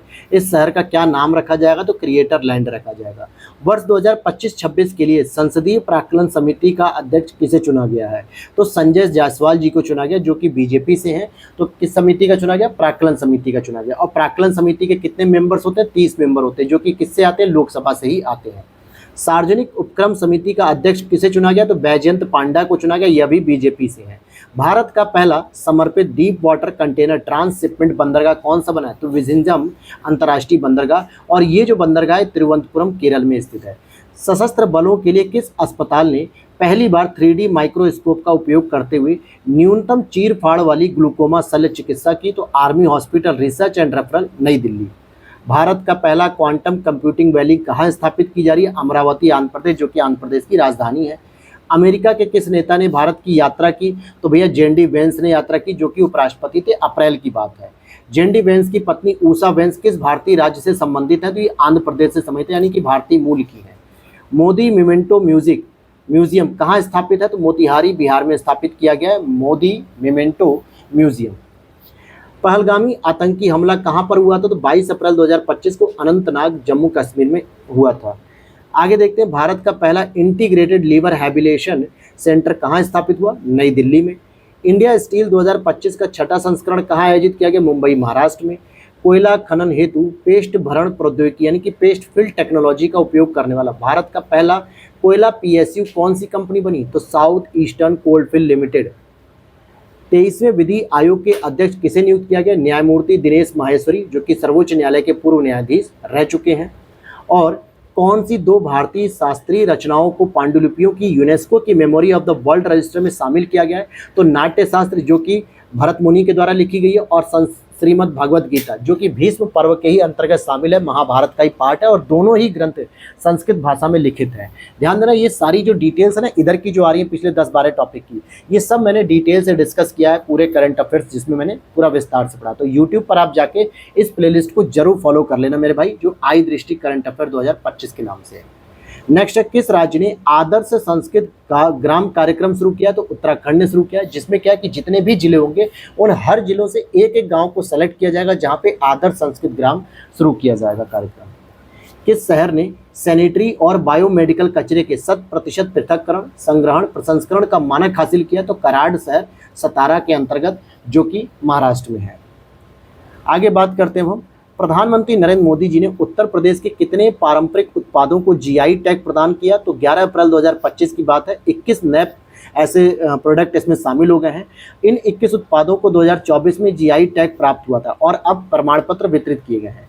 देखा जाए उत्तर प्रदेश का कौन सा क्षेत्र GI हब है? तो भैया काशी क्षेत्र या फिर वाराणसी कह सकते हो, क्योंकि सबसे अधिक GI टैग भारत में, मतलब उत्तर प्रदेश में बनारस के पास है। जैसे उत्तर प्रदेश के पास शायद 77 GI टैग टोटल हो चुके हैं, ठीक है, करेक्ट कर लेना जरा एक बार कमेंट करके। तो उसमें भी लगभग 20 से 22 बनारस के पास है। अब यहाँ पर आप देखो कि बनारस के किन उत्पादों को GI टैग प्रदान है, जैसे शहनाई हो गया, तबला, ठंडई, लाल पेड़ा, लाल भरवा मिर्च, तिरंगी बर्फी, भित्ति चित्र, चिरई गांव करौंदा और धातु ढलाई शिल्प। ये जो चिरई गांव करौंदा, ये मेरे ही रेंज में, मतलब मेरे ही क्षेत्र में है। आगे बात करते हैं, किस मंत्रालय द्वारा पंचायत उन्नति सूचकांक की पहली बेसलाइन रिपोर्ट 2022-23 जारी की गई? तो भैया पंचायती राज मंत्रालय के द्वारा जारी की गई। ध्यान रखना मेरी बात कि ये जो आंकड़े थे ये 2022-23 के लिए थे, और सबसे अधिक ग्राम पंचायतों को फ्रंट रनर के लिस्ट में किसको लेके आया? तो गुजरात लेके आते हैं। हालांकि इसमें एक कैटेगरी और थी, अचीवर, लेकिन अचीवर अभी तक कोई भी ग्राम पंचायत या राज्य नहीं है, क्योंकि इसमें जो ऑब्जर्वेशन हो रहा है वो मुख्य रूप से SDG नीतियों को लेकर हो रहा है, सस्टेनेबल डेवलपमेंट गोल। जैसे अभी तक नीति आयोग के द्वारा जारी की जाती थी स्टेट रैंक को, अब ये हो रहा है कि भाई पंचायत के स्तर पे भी हम देखना चाहते हैं कि सस्टेनेबल डेवलपमेंट गोल का क्या स्टेटस है। तो अभी तक अचीवर में तो कोई नहीं, लेकिन फ्रंट रनर में आपकी गुजरात है, और गुजरात के बाद दूसरे नंबर पे तेलंगाना, जो कि 270 ग्राम पंचायतें हैं इसमें। भारत सरकार के अनुसार बेटी बचाओ बेटी पढ़ाओ योजना के कार्यक्रम कार्यान्वयन के जन्म के समय राष्ट्रीय लिंगानुपात 2014-15 के 918 से बढ़कर 2023-24 में अब 930 हो गया। यानी इस योजना की ये सफलता है कि हमने अपने लिंगानुपात को भी वृद्धि की है। किस राज्य ने डॉल्फिन सफारी बनाने की घोषणा की? तो उत्तर प्रदेश ने किया, और ये वाराणसी में बन रहा है। केंद्रीय मंत्री प्रहलाद जोशी द्वारा भारत की पहली AI संचालित सौर निर्माण इकाई कहाँ शुरू की गई? सूरत, गुजरात में की गई है। हाल ही में किस राज्य ने विधानसभा में सांकेतिक भाषा शुरू की, यानी कि साइन लैंग्वेज की बात की? तो पंजाब में हो जाएगी। भारत का पहला PPP मॉडल आधारित ग्रीन वेस्टिंग प्रोसेसिंग प्लांट कहाँ स्थापित किया जा रहा है? तो बिचौली हप्सी इंदौर में होगा। प्रधानमंत्री नरेंद्र मोदी को किस देश का सर्वोच्च नागरिक सम्मान grand commander of the order of the star and the key of the Indian ocean, तो मॉरिशस। तो आपको देखो ये जो स्टार्टिंग के वर्ड है ना, ये लगभग जो है कि बहुत सारे देश यूज करते हैं। आपको याद करना है कि की ऑफ द इंडियन ओशन अर्थात हिंद महासागर की चाबी, तो ये मॉरिशस ने ये अवार्ड दिया है नरेंद्र मोदी को। भारत का पहला वर्टिकल बाईफेशियल सोलर प्लांट कहाँ उद्घाटित किया गया, तो ओखला विहार मेट्रो स्टेशन दिल्ली, ओखला विहार मेट्रो स्टेशन दिल्ली। स्वावलंबिनी कार्यक्रम किस मंत्रालय के द्वारा शुरू किया गया, तो कौशल विकास और उद्यमिता मंत्रालय के द्वारा शुरू किया गया है स्वावलंबिनी कार्यक्रम। इसका क्या उद्देश्य है, पूर्वोत्तर भारत में महिला उद्यमिता को बढ़ावा देना, यानी कि नॉर्थ ईस्ट के क्षेत्रों में। गुजरात सरकार ने राज्य का पहला जैव विविधता धरोहर स्थल किसे घोषित किया है, इनलैंड मैंग्रोव बुनरी स्थल जो है कि कच्छ में स्थित है। और ये पूछा जा सकता है क्योंकि अभी तक का ये गुजरात का पहला जो है कि क्या है, जैव विविधता धरोहर स्थल है। विश्व का पहला महामृत्युंजय यंत्र 52 फीट कहाँ पर स्थापित किया गया, तपोवन आश्रम प्रयागराज में। भारत के लोकपाल ने प्रतिवर्ष किस तिथि को लोकपाल दिवस मनाने का निर्णय लिया है, तो 16 जनवरी। और अभी मैंने एक और दिवस बताया था 23 सितंबर आयुर्वेद दिवस के रूप में। 18वां प्रवासी भारतीय दिवस सम्मेलन 2025 कहाँ पे आयोजित किया गया, तो भुवनेश्वर ओडिशा में पहली बार हुआ है। जबकि अगर मैं आपसे 17वां पूछूंगा तो आपको बताना सर इंदौर में आयोजित हुआ था और एमपी के अंतर्गत। तो 18वां कहाँ पे हुआ, ये भुवनेश्वर पे। अच्छा, अब क्या होता है कि प्रति 2 वर्ष पे आयोजित किया था, पहले एक वर्ष पे होता था, अब 2 वर्षों पे होता है। यहाँ पर अब हम पढ़ेंगे कि सम्मेलन में मुख्य अतिथि के तौर पर किसने भाग लिया था, तो क्रिस्टीन कार्ला कंगालू जो कि त्रिनाद एंड टोबैगो के राष्ट्रपति हैं। हाल ही में किस चिड़ियाघर में भारत का पहला वन्य जीव जैव बैंक स्थापित किया है, यानी कि बायो बैंक, जहां पर उनके जो है कि अंडाणु, शुक्राणु, स्पर्म इन सबको रिजर्व किया जाएगा, तो Padmaja Naidu Himalayan zoological park जो कि दार्जिलिंग पश्चिम बंगाल में। केंद्रीय मंत्रिमंडल द्वारा किस नए रेलवे जोन को पूर्वव्यापी मंजूरी दी गई, तो साउथ कोस्ट रेलवे को। 76वें गणतंत्र दिवस के मुख्य समारोह के अतिथि कौन थे, प्रबोवो सुबियांतो इंडोनेशिया के राष्ट्रपति जो कि 2025 में थे। अगर मैं आपसे कहूं कि 75वें गणतंत्र दिवस 2024 के चीफ गेस्ट कौन थे, तो आपको बताना है फ्रांस के राष्ट्रपति इमैनुअल मैक्रों। फिर आ जाते हैं, प्रधानमंत्री द्वारा महाकुंभ मेला 2025 के दौरान श्रद्धालुओं की सहायता के लिए कौन सा चैटबोट शुरू किया गया, कुंभ सहायक, SAHAYA, मतलब कि इसको कुंभ सहायक बोल सकते हो।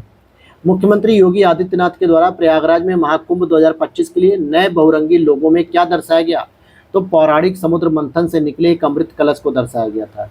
लोगों की डिजाइन में क्या शामिल किया गया, तो अक्षयवट वृक्ष था, एक मंदिर, एक दृष्टा, एक कलश और भगवान हनुमान की तस्वीर को दर्शाया गया था। तो ये जो आपका जो लोगो एक निकला हुआ था महाकुंभ के दौरान, तो उसकी बात कर रहे हैं। तो अभी तक आपने पूरा का पूरा 1 ईयर का जो सूक्ष्म दृष्टि है इसको कवर किया। अभी क्लास कंप्लीट नहीं हुई है, अभी आपको क्लास में बने रहना है। अब हम लोग पढ़ेंगे अंतर्राष्ट्रीय टॉपिक को। तो चलो शुरू करते हैं हम लोग अंतर्राष्ट्रीय टॉपिक को। देखो यहाँ से हम लोग पढ़ेंगे, नेपाल के किस प्रधानमंत्री ने अपने पद से इस्तीफा दिया। अभी जो जेएनजी वाला जो है कि प्रोटेस्ट हो रहा था, तो प्रधानमंत्री केपी शर्मा ओली जी ने दिया। और भारत और किस देश के बीच द्विपक्षीय निवेश संधि हस्ताक्षरित की गई, तो इजराइल के साथ हस्ताक्षरित की गई। और यह संधि कहाँ पर आयोजित की गई, तो अभी नई दिल्ली में हुई थी। फिर बात करेंगे भारत किस नेटवर्क में अभी शामिल हुआ है हाल ही में, तो भारत किस नेटवर्क में शामिल हुआ सितंबर 2025 में, तो health AI global regulatory network GRN में। तो ये देखो एक ऐसा प्रश्न है जो शायद नहीं बनेगा, ठीक है, लेकिन फिर भी बस मैंने आपको पढ़ा दिया है। हेल्थ एआई GRN का संचालन कौन करता है, तो the global agency for responsible AI health in health. और हेल्थ एआई का मुख्यालय कहाँ पे, जिनेवा में है। नेक्स्ट है संघाई सहयोग संगठन SCO शिखर सम्मेलन 2025 का आयोजन कहां पर किया गया, तो 31 अगस्त से 1 सितंबर 2025 तियानजिन चीन में किया गया। और ये प्रश्न बन सकता है क्योंकि ऐसे जो इंटरनेशनल ऑर्गेनाइजेशन होते हैं जो बहुत फेमस होते हैं, उनमें भारत एक बहुत महत्वपूर्ण साझेदार होता है। तो ऐसे ऑर्गेनाइजेशन की डेट भी पहले से सिर्फ क्लियर होती है और थीम भी क्लियर होती है। S&P यानी कि स्टैंडर्ड एंड पुअर जो ग्लोबल रेटिंग संस्थाएं हैं, इन्होंने भारत की लंबी अवधि की सॉवरेन क्रेडिट रेटिंग को BBB से बढ़ाकर कितना कर दिया, अब BBB कर दिया। पहले BBB माइनस थी, ठीक है, ध्यान देना कि BBB माइनस थी नेगेटिव, अब BBB कर दिया नॉर्मल, यानी कि बेहतर कर दिया स्थिति। छोटी अवधि की रेटिंग को A3 से कितना कर दिया, A2 कर दिया है। S&P ने अगले 3 वर्षों में भारत की GDP वृद्धि अनुमान लगाया 6.8%। संयुक्त राष्ट्र स्थलरुद्ध विकासशील देशों का तीसरा सम्मेलन कहाँ संपन्न हुआ, तो अवाजा तुर्कमेनिस्तान में। इसमें खाली वही सारे शामिल होते हैं देश जो लैंडलॉक्ड होते हैं।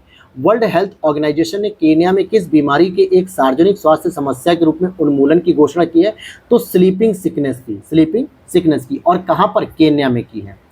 नेक्स्ट अगर हम बात करते हैं, किस देश के कार्यवाहक राष्ट्रपति यू सेंट स्वे का 74 वर्ष की आयु में निधन हो गया? तो ये म्यांमार हो गया। पोलैंड के राष्ट्रपति के रूप में किसने शपथ ली अभी हाल ही में? तो करोल नवरोकी ने ली। अंतर्राष्ट्रीय सौर गठबंधन इंटरनेशनल सोलर अलायंस का 107वां सदस्य कौन बना है अगस्त 2025 में? तो मोल्डोवा बना हुआ है। प्रिक्स वर्सल्स अवार्ड के तहत वर्ष 2025 में विश्व का सबसे खूबसूरत हवाई अड्डा कौन सा चुना गया है? तो यतांगी पेंगलांग अंतर्राष्ट्रीय हवाई अड्डा टर्मिनल 2 चीन का है ये, प्रिक्स वर्सल्स में। ऑस्ट्रेलिया में 16 वर्ष से कम उम्र के बच्चों के लिए यूट्यूब पर प्रतिबंध कब लागू हुआ? तो 10 दिसंबर 2025 में। तो आप ऐसे भी कह सकते हो यूट्यूब पर जो है कि अपना चैनल बनाना है, कंटेंट बनाने का जो प्रतिबंध लगाया गया वो किस देश के द्वारा लगाया गया? ऑनलाइन, तो ऑस्ट्रेलिया के द्वारा। Online magic special nomination award श्रेणी में बेस्ट मैजिक क्रिएटर का पुरस्कार किसको मिला? तो सुहानी शाह को मिला। जी हाँ, वही सुहानी शाह जो मैजिक जो है कि दिखाती है, मतलब कि माइंड रीडिंग करती है, साइकोलॉजिकल जो एक तरीके से कह सकते हो, तो इनको अवार्ड मिला है। ट्रैवल प्लस लेजर 2025 के 10 पसंदीदा अंतर्राष्ट्रीय हवाई अड्डे की श्रेणी मुंबई स्थित छत्रपति शिवाजी महाराज अंतर्राष्ट्रीय हवाई अड्डे की रैंकिंग 9वीं मिली है। इससे पहले स्थान पर कौन सा हवाई अड्डा था? इस्तांबुल हवाई अड्डा तुर्की था पहले नंबर पे। और हम बात करते हैं कि Avendus wealth Hurun India youth series 2025 का पहला संस्करण किस सूची के साथ जारी किया गया? तो अंडर 30 सूची के साथ जारी किया गया। और सबसे युवा उद्यमी के रूप में किस यूनिकॉर्न कंपनी के साथ संस्थापक को चुना गया? तो जेप्टो जो है कि यूनिकॉर्न बन रही है युवा उद्यमी के रूप में। जेप्टो के सबसे युवा सह संस्थापक कौन से हैं? तो कैवल्य बोहरा और आदित्य पलीचा, दोनों की उम्र लगभग 22 वर्ष और इन दोनों ने पार्टनरशिप करके इस तरीके के प्लेटफॉर्म को ओपन किया। अमेरिकी विदेश मंत्रालय ने किस संगठन को विदेशी आतंकी संगठन घोषित किया? तो द रेजिस्टेंस फ्रंट ने, और ये वही फ्रंट है जिसने हमारे भारत में पहलगाम आतंकी हमले की जिम्मेदारी ली थी। पहलगाम हमले की जिम्मेदारी किस संगठन ने ली थी? द रेजिस्टेंस फ्रंट ने ली थी। ब्रिटेन में मतदान की आयु 18 वर्ष से घटाकर कितने किए जाने की वहां की सरकार ने घोषणा की? तो 16 वर्ष कर दिया। यूक्रेन की नई प्रधानमंत्री कौन बनी है? तो यूलिया स्विरिडेंको बनी। प्रधानमंत्री नरेंद्र मोदी को नामीबिया के किस सर्वोच्च नागरिक सम्मान से सम्मानित किया गया? तो order of the most efficient या एसिशिएंट बोलते से मिराबिलेस कह सकते हो, कोई भी एक निक नेम करके आप याद कर सकते हो। और ये इस सम्मान को प्राप्त करने वाले भारतीय नेता कौन से? तो पहले भारतीय नेता है मोदी जी। फोर्ब्स के द्वारा जारी अमेरिका के सबसे अमीर प्रवासियों की सूची 2025 में भारतीय मूल के कितने व्यक्ति शामिल हैं? तो 12 शामिल हैं। इस सूची में सबसे अमीर अफ्रीकी मूल के अरबपति हैं एलन मस्क। प्रधानमंत्री नरेंद्र मोदी को किस देश का सर्वोच्च राष्ट्रीय सम्मान दिया गया? 8 जुलाई 2025 को तो ब्राजील में दिया गया और उनका नाम था उस सम्मान का the Grand Collar of the Nation Order of the Southern Cross. दक्षिण कोरिया के 64 वर्षों में पहली बार असैनिक यानी कि सिविलियन रक्षा मंत्री का क्या नाम है? तो अहन ग्यू बैक है। यानी इससे पहले जो है कि सिविलियन रक्षा मंत्री बनता था, लेकिन इस बार मतलब असैनिक जो है कि रक्षा मंत्री बने हैं। फिर बात करते हैं मोदी की अर्जेंटीना यात्रा कितने वर्षों बाद पहली द्विपक्षीय यात्रा थी? तो 57 वर्षों के बाद, क्योंकि इससे पहले अर्जेंटीना के साथ द्विपक्षीय वार्ता या द्विपक्षीय यात्रा नहीं हुई थी। मोदी ने अर्जेंटीना में किससे मुलाकात की? तो अर्जेंटीना के राष्ट्रपति से करेंगे, जो कि कौन है? वहाँ के जेवियर माइली हैं। अर्जेंटीना मेरे दोस्त कौन है?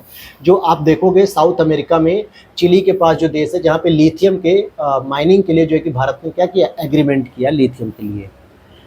पहली आसियान भारत क्रूज वार्ता का उद्घाटन कहाँ किया गया? चेन्नई तमिलनाडु में किया गया। यह उद्घाटन समारोह किस क्रूज शिप पर आयोजित किया गया? तो एमवी एम्प्रेस कार्डेलिया क्रूज शिप पर की गई थी। 30 जून से 1 जुलाई 2025 तक यह वार्ता किस यूनेस्को विश्व धरोहर स्थल पर संपन्न हुई? तो मामल्लपुरम तमिलनाडु में संपन्न हुई थी।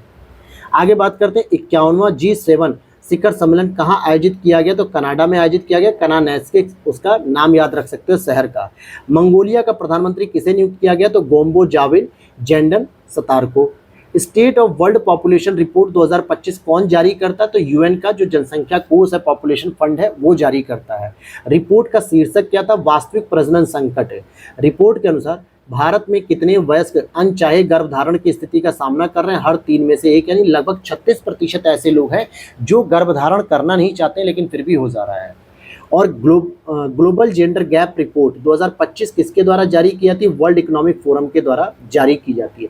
इसमें जो टॉप 3 देश हैं, आइसलैंड है, फिनलैंड है, नॉर्वे है। भारत की रैंकिंग इस बार भी 131 है, यानी कि जो कि खराब स्थिति को दर्शाता है कि भारत में अभी भी ग्लोबल स्तर की तरह जेंडर गैप जो है कि बना हुआ है। ग्लोबल जेंडर गैप रिपोर्ट में सबसे निचले पायदान पे पाकिस्तान है 148 नंबर पे। ऑपरेशन राइजिंग लायन किस देश के द्वारा शुरू किया गया? तो इजराइल के द्वारा शुरू किया गया। और ईरान ने भी एक जवाबी हमले में किस ऑपरेशन को शुरू किया? तो ऑपरेशन टू प्रॉमिस 3। और ये पूरा टॉपिक मैंने इंटरनेशनल रिलेशन में आपको डिटेल से पढ़ाया है। अंतर्राष्ट्रीय श्रम सम्मेलन का 113वां सत्र कहाँ आयोजित किया गया? जिनेवा में 2 से 13 जून 2025। अमेरिका ने किस देश के परमाणु स्थलों पर हमला किया? तो अभी ईरान में हमला किया। और ये लगभग 4 ऐसी जगह थी जहाँ पे ईरान का परमाणु स्थल माना जाता था, जहाँ पे परमाणु जो है कि तैयार किया जाता था, यानी कि एटॉमिक पावर। तो वहाँ से संबंधित ये प्रश्न पूछा गया है। यह हमला किस ऑपरेशन के तहत हुआ? तो ऑपरेशन मिडनाइट हैमर के तहत किया गया था।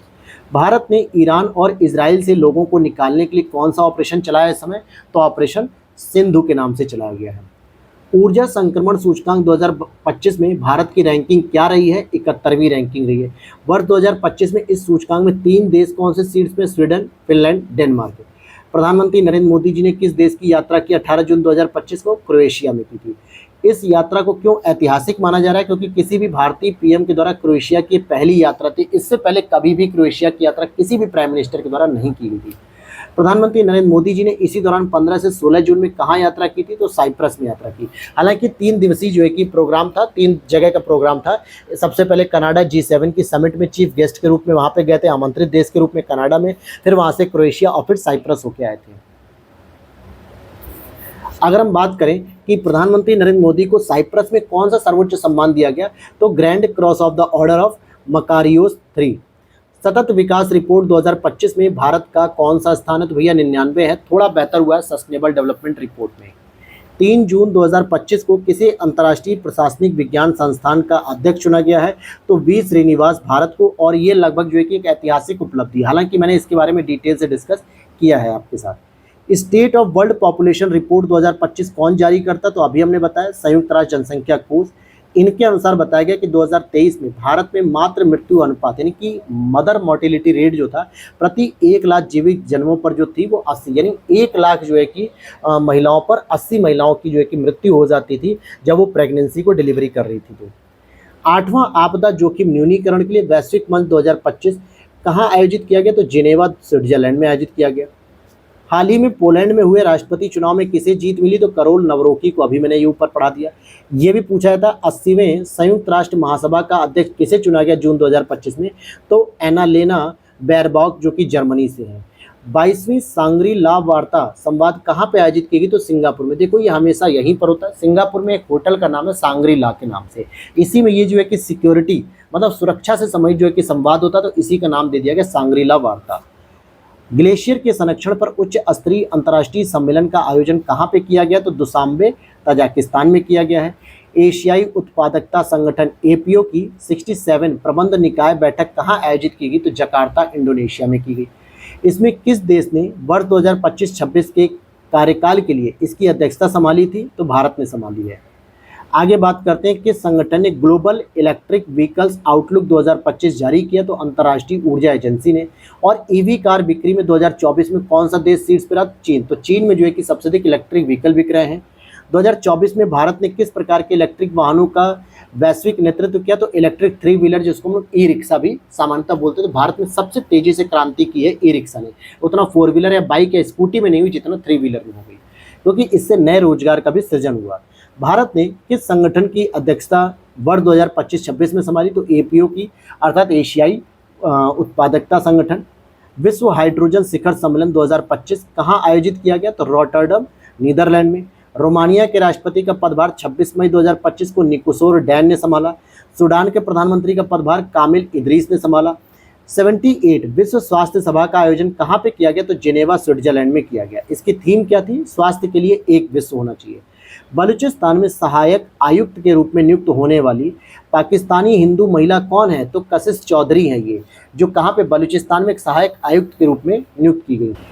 नेक्स्ट अगर हम देखते हैं सागर माथा संवाद का आयोजन कहाँ किया गया? तो काठमांडू में किया गया। भारतीय विदेश व्यापार संघ IIFT ने अपना पहला विदेशी परिसर कहाँ स्थापित करने की घोषणा की है? तो ये दुबई में स्थापित करने की घोषणा की गई है। अब यहाँ पर बात करेंगे सलमान रश्दी पर हमला करने वाले हादी मातर को कितने वर्ष की सजा हुई है? तो 25 वर्ष की हुई है। किस भारतीय मूल के व्यक्ति को कनाडा का विदेश मंत्री बनाया गया? तो अनीता आनंद जी को। पर्यटन के लिए राष्ट्रीय स्तर पर क्रिप्टो भुगतान प्रणाली को किस देश ने लागू कर दिया? तो भूटान ने। यानी भूटान ने कहा है कि भैया टूरिस्ट के लिए हम क्रिप्टो करेंसी को भी एक्सेप्ट करेंगे। ऑस्ट्रेलिया की पहली महिला विपक्षी नेता कौन बनी? सुसान ले। दुनिया का पहला वाणिज्यिक स्केल ई मेथनॉल संयंत्र कहाँ शुरू हुआ? डेनमार्क में। रॉबर्ट फ्रांसिस प्रीवास्तव को किस नाम से पोप चुना गया? तो पोप लियो 14 के नाम से चुना गया है। और ये मूल रूप से किस देश के नागरिक है? तो यूएसए के हैं। और उत्तरी अमेरिका में पैदा होने वाले वे कौन से पोप हैं? तो पहले पोप। जर्मनी के चांसलर के तौर पर किसने पदभार ग्रहण किया? अभी तो फ्रेडरिक मर्ज ने किया है। एंथनी एल्बनीज किस देश के दोबारा प्रधानमंत्री चुने गए? तो ऑस्ट्रेलिया के। त्रिनाद और टोबैगो के प्रधानमंत्री का पदभार किसने ग्रहण किया? कमला प्रसाद बिसेसर ने किया है। टाइम्स हायर एजुकेशन द्वारा जारी एशिया यूनिवर्सिटी रैंकिंग 2025 में कुल कितने क्षेत्रों के विश्वविद्यालयों को शामिल किया गया? तो 35 देशों के। इस रैंकिंग में भारत में शीर्ष स्थान किसे मिला है मेरे भाई? आईआईएससी बेंगलुरु को, जो कि दुनिया में 38वें नंबर पे है। एशिया रैंकिंग 2025 में कौन सा विश्वविद्यालय प्रथम स्थान पे? तो सिंघुआ यूनिवर्सिटी बीजिंग चाइना में स्थित है। और ये मैंने आपको डिटेल से पढ़ा रखा है। ये सारे टॉपिक जो अब आ रहे हैं ना, ये सब रिवीजन के लिए आ रहे हैं, क्योंकि अगर आपने पहले वो क्लास की होगी तो वहाँ से आप रिविजन कर पा रहे होंगे, जो आरओ से पहले मैंने हैंड रिटन नोट्स में कंप्लीट करा था। प्रधानमंत्री नरेंद्र मोदी से मुस्लिम वर्ल्ड लीग के महासचिव ने कहाँ पर भेंट की? तो जेद्दा, सऊदी अरब में। मुस्लिम वर्ल्ड लीग के महासचिव का नाम क्या है? तो शेख डॉक्टर मोहम्मद बिन अब्दुल करीम अल ईसा। मेहुल चौकसी को किस देश में गिरफ्तार किया गया? बेल्जियम में। मेहुल चौकसी किस बैंक से संबंधित धोखाधड़ी के मामले में वांछित है? पंजाब नेशनल बैंक से। आगे बात करते हैं। एशियाई वर्ल्ड रिपोर्ट 2024 के अनुसार दुनिया का 9वां व्यस्त हवाई अड्डा कौन सा है? आईजीआई इंदिरा गांधी एयरपोर्ट, नई दिल्ली। फिर आगे बात करते हैं कि इंटरनेशनल सोलर अलायंस के देश साझेदारी ढांचे पर हस्ताक्षर करने वाला पहला अफ्रीकी देश कौन सा बना है? मॉरिशस। छठे बिम्स्टेक शिखर सम्मेलन का आयोजन कहाँ पे किया गया? बैंकॉक, थाईलैंड में। इसकी थीम थी समृद्ध, लचीला और खुला बिम्स्टेक। अंतर संसदीय संघ की ऐतिहासिक 150वीं सभा का आयोजन कहाँ पे किया गया? Tashkent, Uzbekistan. और जब संसदीय संघ की बात हो रही तो यहाँ पे ओम बिरला जी भारत की तरफ से प्रतिनिधित्व करते हैं। प्रधानमंत्री नरेंद्र मोदी जी को श्रीलंका में कौन सा सम्मान दिया गया? तो श्रीलंका मित्र विभूषण के नाम से। श्रीलंका के जाफना में भारतीय महावाणिज्य दूतावास ने किस विश्वविद्यालय में हिंदी भाषा पाठ्यक्रम की शुरुआत की? तो बाबुनिया विश्वविद्यालय में हिंदी भाषा पाठ्यक्रम पढ़ाना शुरू किया गया। म्यांमार और थाईलैंड में आए भूकंप की तीव्रता अमेरिकी भूवैज्ञानिक सर्वेक्षण के अनुसार कितनी थी? 7.7। म्यांमार के भूकंप प्रभावित क्षेत्रों में मदद करने के लिए भारत ने ऑपरेशन ब्रह्मा चलाया। नटुम्बो नंदी नतैतवा किस देश की पहली महिला राष्ट्रपति बनी? 21 मार्च 2025 को नामीबिया की बनी है। गाजा में इजरायली हमले में हमास के किस राजनीतिक नेता की मौत हो गई? तो सलाह अल बर्दविल की हो गई। इस तरीके से अगर आप देखोगे कि honorary order of freedom of Barbados सम्मान से किसे सम्मानित किया गया? तो भारतीय प्रधानमंत्री नरेंद्र मोदी जी को। पहला बिम्स्टेक युवा शिखर सम्मेलन कहाँ आयोजित किया गया? गांधीनगर, गुजरात में। ग्लोबल फायर पावर जारी सैन्य रैंकिंग 2025 के अनुसार दुनिया की सबसे शक्तिशाली सेना किस देश के पास है? तो यूएस के पास है। और भारत की रैंकिंग किस में? चौथे नंबर पे आती है। अमेरिकी राष्ट्रपति डोनाल्ड ट्रंप ने किस पर्वत चोटी का नाम बदल के माउंट मैकिनले रखा है? तो माउंट देनाली का नाम बदल के माउंट मैकिनले कर दिया है। बाल्ड ईगल को किस देश का राष्ट्रीय पक्षी घोषित किया गया? तो यूएस के। मोल्डोवा के राष्ट्रपति को किस रूप में शपथ लिए? तो माया सैंडू दूसरा कार्यकाल है। द 8 ग्रेट पावर्स ऑफ 2025 सूची में भारत को कौन सा स्थान मिला? तो 5वां स्थान मिला है। विश्व की 8 महान शक्तियां 2025 नामक सूची में पहली रैंकिंग जो है यूएस को मिली है, ठीक है। और 4 जो अन्य देश हैं तो चीन, जापान, भारत, दक्षिण कोरिया, इस तरीके से और भी देश हैं। चलिए आगे देख लेते हैं यहाँ पे। अच्छा, यहाँ पे देखा फोर्ब्स की वर्ष 2024 की सबसे ताकतवर जो 100 महिलाओं की सूची शामिल हुई थी, मतलब जारी की गई, तो उसमें भारतीय महिलाएं कितनी शामिल थी, जो कि दिसंबर 2024 में जारी हुई, तो उसमें 3 महिलाएं शामिल की गई थी। निर्मला सीतारमण जी को सूची में कौन सा स्थान प्राप्त हुआ ओवरऑल में? तो 28वां नंबर। रोशनी नादर मल्होत्रा को 81वां नंबर।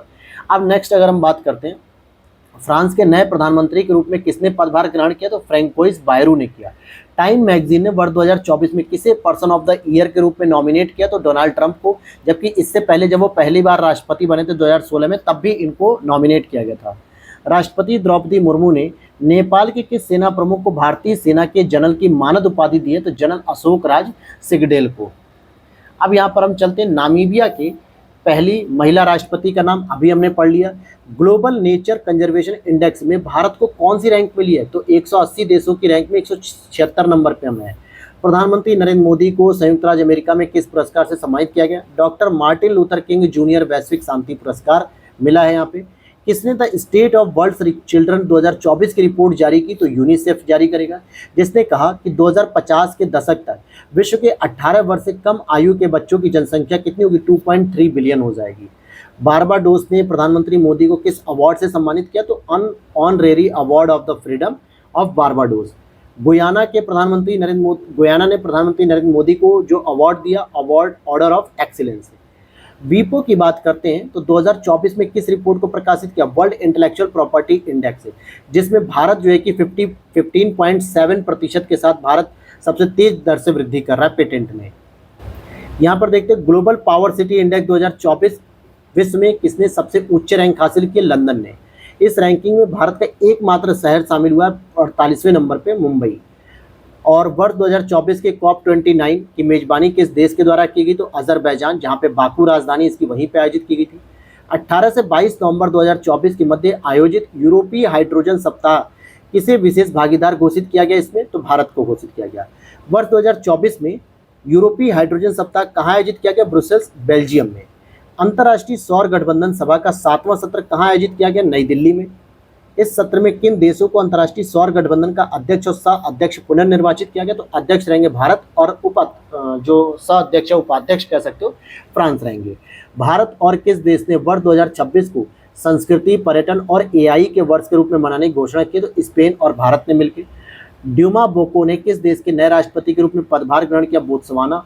श्रीलंका के नए प्रधानमंत्री के रूप में हरिनी अमरसूरिया आए हैं और श्रीलंका के नए राष्ट्रपति के रूप में अनुरा कुमारा दिसानायके। तो यहाँ तक का जो है कि आपका पूरा करंट अफेयर्स कंप्लीट हो गया। अब आपका आता है इकोनॉमी, जो कि हम लोग पढ़ेंगे कल की क्लास में। तो उम्मीद करता हूँ वीडियो अच्छी लग रही होगी तो लाइक कर देना दोस्तों, या फिर मैं कोशिश करूँगा कि आज शाम को ही मैं इसकी क्लास आपको पोस्ट कर दूंगा, ज़्यादा डिले नहीं करूँगा, शाम को ही पोस्ट कर दूंगा, ठीक है। तो अभी मॉर्निंग में आप इस क्लास को एंजॉय करिए। बाकी जो है कि अगर आपको लगता है करंट अफेयर्स में और भी कोई प्रॉब्लम आ रही है तो कमेंट करके आप पूछ सकते हैं, और इसकी पीडीएफ में वीडियो के नीचे दिए गए बायो में लिंक दिया गया टेलीग्राम चैनल का, वहाँ पर मैं पोस्ट कर दूंगा 1-2 घंटे के अंदर, टाइम मिलते ही। तब तक आप बाकी प्लेलिस्ट को जरूर फॉलो करिए आई दृष्टि की। मिलते हैं नेक्स्ट वीडियो में। जय हिंद, जय भारत।